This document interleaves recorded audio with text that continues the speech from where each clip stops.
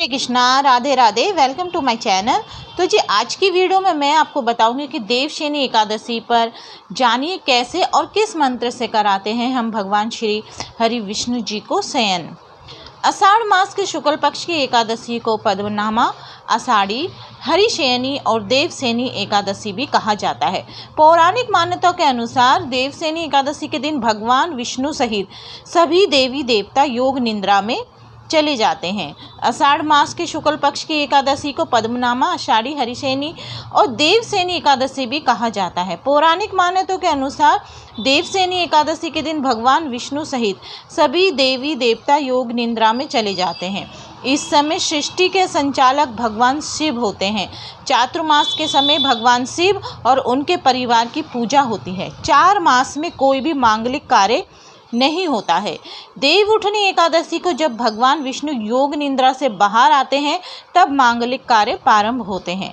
शास्त्रों के अनुसार श्री नारायण ने एकादशी का महत्व बताते हुए कहा है कि देवताओं में श्री कृष्ण, देवियों में प्रकृति और वर्णों में ब्राह्मण तथा वैष्णव में भगवान शिव श्रेष्ठ है। उसी प्रकार व्रतों में एकादशी व्रत श्रेष्ठ है। देवशयनी एकादशी की रात में जागरण करके शंख, चक्र और गदा धारण करने वाले भगवान विष्णु की भक्तिपूर्वक पूजा करने वाले के पुण्य की गणना करने में चतुर्मुख ब्रह्मा जी भी असमर्थ है।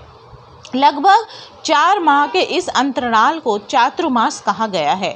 धार्मिक दृष्टि से ये 4 महीने भगवान विष्णु के निद्रा काल माने जाते हैं। चिकित्सा विज्ञान के अनुसार इस दौरान सूरज चंद्र का तेज पृथ्वी पर कम पहुंचता है, जल की मात्रा अधिक हो जाती है, वातावरण में अनेक जीव जंतु उत्पन्न हो जाते हैं क्योंकि इसी दिन से वर्षा ऋतु भी प्रारंभ हो जाती है जो अनेक रोगों का कारण बनते हैं। इसलिए साधु संत तपस्वी इस काल में एक ही स्थान पर रहकर तप साधना, स्वाध्याय व प्रवचन आदि करते हैं। इन दिनों केवल ब्रज की यात्रा की जाती है क्योंकि इन महीनों में भूमंडल के समस्त तीर्थ ब्रज में आकर वास करते हैं। गरुड़ ध्वज जगन्नाथ के शयन करने पर विवाह, योगोपवीत संस्कार, दीक्षा ग्रहण, यज्ञ, गोदान, गृह प्रवेश आदि सब शुभ कार्य चातुर्मास में वर्जित माने जाते हैं।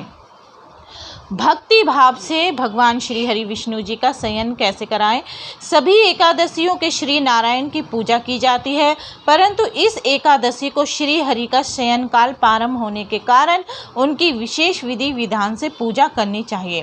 पद्म पुराण के अनुसार देवशयनी एकादशी के दिन कमल लोचन भगवान विष्णु का कमल के फूलों से पूजन करने से तीनों लोकों के देवताओं का पूजन हो जाता है। इस दिन उपवास करके भगवान विष्णु की प्रतिमा को पंचामृत से स्नान करवाकर पतित वस्त्रों व पीले दुपट्टे से सजाकर श्री हरि की आरती उतारनी चाहिए। भगवान को पान सुपारी अर्पित करने के बाद इस मंत्र के द्वारा स्तुति करें। सुप्ते तवीय जगन्नाथ जगत है, सुप्तम भविदिदम, विबुद्धे तवे बुधेते जगत सर्व चराचरम। हे जगन्नाथ जी, आपके सो जाने पर ये सारा जगत सुप्त हो जाता है और आपके जग जाने पर संपूर्ण विश्व तथा चराचर भी जागृत हो जाते हैं। प्रार्थना करने के बाद भगवान को श्वेत वस्त्रों की शैया पर शयन करा देना चाहिए।